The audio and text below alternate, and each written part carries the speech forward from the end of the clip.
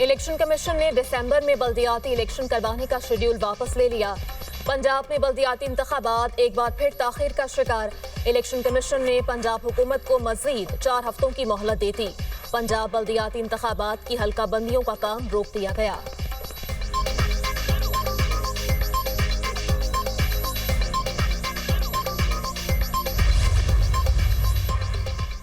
वज़ीर-ए-आज़म ने national semiconductor programme का इफ्तिताह कर दिया। तकरीब से खिताब करते हुए कहा, प्रोजेक्ट का आगाज तारीखी इकदाम है। मंसूबे के लिए 4.5 अरब रुपए की एलोकेशन की गई। प्रोग्राम के लिए फंड्स की कमी नहीं आने देंगे।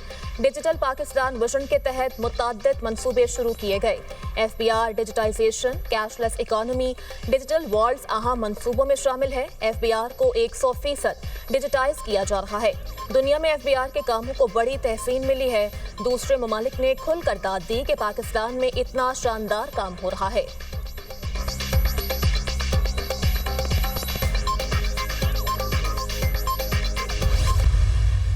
कतर में मुज़ाकरात अफगान तालिबान से हुए। करदम TTP से नहीं, बानी PTI तहरीके तालिबान से मुज़ाकरात का कहते हैं। पाकिस्तानी बच्चों के कातिलों से कोई बात नहीं होगी। खिलाफ वर्जी न हुई तो जंगबंदी मुआहदा कायम रहेगा। वज़ीर दिफा ने अफगानिस्तान पर एक बार फिर वाज़ेह कर दिया। ख्वाजा आसिफ का कहना है, मुज़ाकरात में जंगबंदी के लिए किसी मुद्दत का तयन नहीं किया गया। दरअंदाजी के जवाब में भरपूर कार्रवाई पर तालिबान की दरख्वास्त पर सीज फायर हुआ। अफगान हुकाम को दो टोक अंदाज में आगाह कर दिया वो TTP को कोई सहूलत फराहम ना करें। तुर्की और कतर ने भी जोर दिया कि बुनियादी तनाज़ा यही है कि अफगानिस्तान की सरजमीन पाकिस्तान में TTP की कार्रवाइयों के लिए इस्तेमाल हो रही है। काबुल को बावर कराया, तमाम बात सिर्फ एक शर्त पर मुनहसर है, अफगान सरजमीन पाकिस्तान के खिलाफ इस्तेमाल ना हो। पाकिस्तान का आला सतह का वफ्द आज अफगानिस्तान जाएगा। आला अफगान हुकाम से बातचीत शेड्यूल। दौरे में बॉर्डर के हवाले से वन डॉक्यूमेंट रेजीम पर मुशावरत होगी। बॉर्डर और दो तरफा तिजारत के उमूर भी ज़ेर गौर आएंगे। दौरा पहले से तयशुदा था, मौजूदा सूरत हाल से कोई ताल्लुक नहीं। रूस का पाकिस्तान और अफगानिस्तान के दरमियान जंगबंदी मुआहदे का खैर मकदम। तर्जुमान रूसी वजारत खारजा ने जंगबंदी मुआहदे को खित्ते में अमन और इस्तेहकाम की जानिब अहम कदम करार दे दिया। कहा, दोनों ममालिक को मुज़ाकरात के जरिए तनाज़ात को दूर करना चाहिए। दहशतगर्दी के खात्मे के लिए एक दूसरे से ताउन करेंगे। पाकिस्तान और अफगानिस्तान के दरमियान जमीनी राब्ते 10 रोज से बंद। तोरखम, चमन, गुलाम खान, अंगूर अड्डा बॉर्डर के जरिए तिजारत मुअत्तल। दोनों तरफ ट्रकों और माल बरदार गाड़ियों की लंबी लाइनें लग गईं। फल और सब्जियां खराब होने लगीं। ताजिरों को बड़े पैमाने पर नुकसान। कोयटा से चमन के लिए पैसेंजर ट्रेन बॉर्डर की सूरत हाल के बायस छठे रोज भी मुअत्तल। पैसेंजर ट्रेन कल से बहाल होने का इम्कान। रेलवे हुकाम के मुताबिक कोयटा से पेशावर के लिए जाफर एक्सप्रेस मामूल के मुताबिक रवाना होगी। कोयटा के लिए बुलान मील आज कराची से शेड्यूल के मुताबिक चलेगी।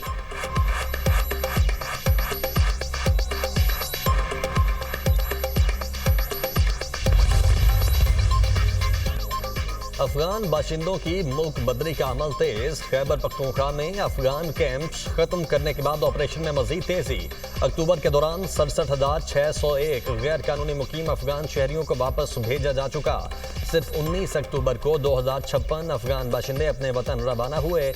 अफगान सरहद पर कशीदगी के बाद मुल्क बदरी के अमल में तेजी आई। मजमूई तौर पर अब तक 14,13,906 अफगान शहरियों को मुल्क बदर किया जा चुका। एशिया कप ट्रॉफी 10 नवंबर को भारत के हवाले की जाएगी। तकरीब का इनेकाद दुबई में होगा। ACC सरबराह मोहसिन नकवी का कहना है कि भारतीय क्रिकेट बोर्ड के नुमाइंदे आएं और ट्रॉफी ले जाएं। भारत की जानिब से ट्रॉफी के लिए ACC को दूसरी बार खत लिखा गया। नाम नेहाद बलोच नेशनल मूवमेंट का बरतानिया में बेबुनियाद प्रोपेगेंडा बेनकाब। भारतीय खुफिया एजेंसी रॉ की मां पर नाम नेहाद बलोच नेशनल मूवमेंट के बैरून मुल्क एहतजाज की हकीकत आश्कार।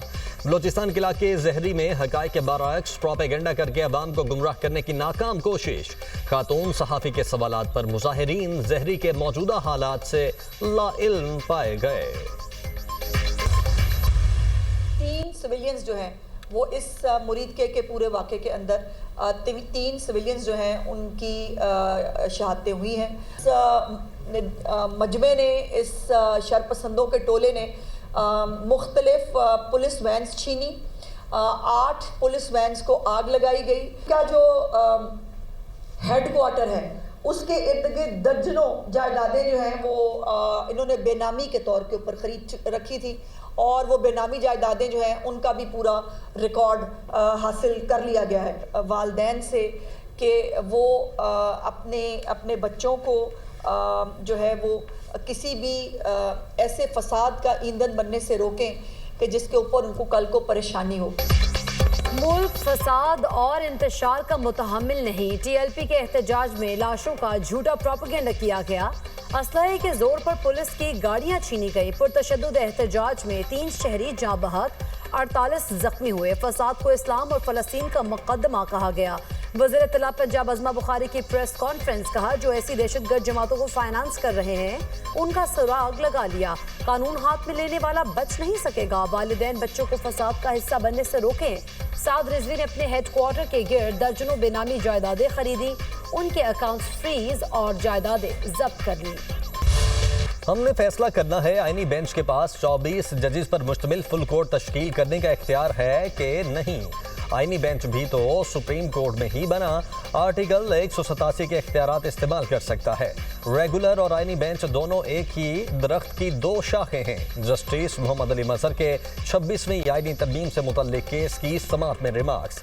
जस्टिस अमीनुद्दीन खान ने कहा, यहाँ बेंच के इख्तियारात का सवाल ही नहीं, सवाल ये है कि गैर आईनी बेंच जजेस को आईनी बेंच का हिस्सा कैसे बनाया जाए। जस्टिस मुसरत हिलाली ने कहा कि हम इस बेंच में किसी भी दूसरे जज को लाकर बिठा दें, आप इस पर एतराज नहीं करोगे कि ये जज आईनी बेंच का हिस्सा नहीं। अदालत ने केस की मजीद समाअत कल तक मुलतवी कर दी। जस्टिस डोगर को निकाल कर काउंसिल की तश्कील न होनी चाहिए थी। अगर तरामीम अपना ली गई तो यह अदलिया की आज़ादी को महदूद कर देगी। 26वीं तरामीम अभी सुप्रीम कोर्ट में चैलेंज है। जस्टिस मंसूर अली शाह और जस्टिस मुनीब अख्तर का जुडिशल काउंसिल को लिखा खत सामने आ गया। खत के मुताबिक काउंसिल के 2 मेंबरान का मुस्तकबिल में इस केस के साथ तय होना है।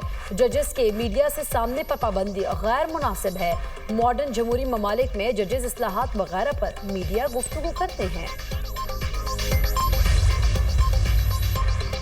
वज़ीर आला सोहेल आफरीदी ने बुलेट प्रूफ गाड़ियां वापस क्यों की, इस पर रिपोर्ट मांगी है।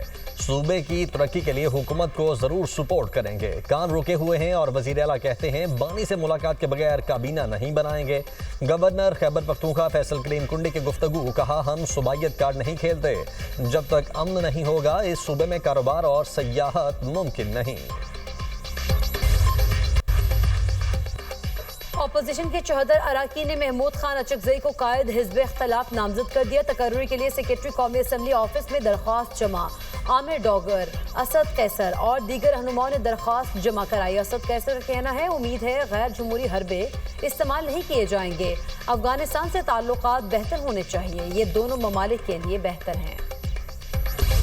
भारत में दिवाली पर आतिशबाजी से फजा शदीद आलूदा। नई दिल्ली दुनिया का आलूदा तरीन शहर बन गया और पहली नंबर पर आ गया। एयर क्वालिटी इंडेक्स 821 को छू गया। नई दिल्ली की आलूदगी से लाहौर में स्मॉग बढ़ने लगी। हवाएं भारतीय शहरों से धुआं पाकिस्तान में धकेलने का बाइस बनेंगी। धर्मशाला से 5 किलोमीटर फी घंटा की रफ्तार से हवाएं गुजरावाला के जरिए लाहौर और फैसलाबाद की तरफ आएंगी। लुधियाना और श्रीगंगानगर से 6 किलोमीटर फी घंटा की रफ्तार से हवाएं साहिवाल और बुरेवाला में दाखिल होंगी। हरियाणा से आने वाली हवाएं बहावलपुर, रहीम यार खान और मुल्तान को मुतासिर करेंगी। पंजाब की सीनियर वजीर मरीम औरंगजेब का कहना है, भारत में दिवाली से आलूदगी के बायस लाहौर और दीगर शहर मुतासिर हो रहे हैं। लाहौर में एयर क्वालिटी को बेहतर बनाने के लिए पंजाब हुकूमत के गैर मामूली इक़दाम। शहर भर में पानी के छिड़काव का अमल तेज। हॉटस्पॉट पर एंटी स्मॉग गन्स का इस्तेमाल। अवाम मास्क का इस्तेमाल और एहतियाती तदाबीर पर अमल करें। शहरियों के लिए एडवाइजरी जारी।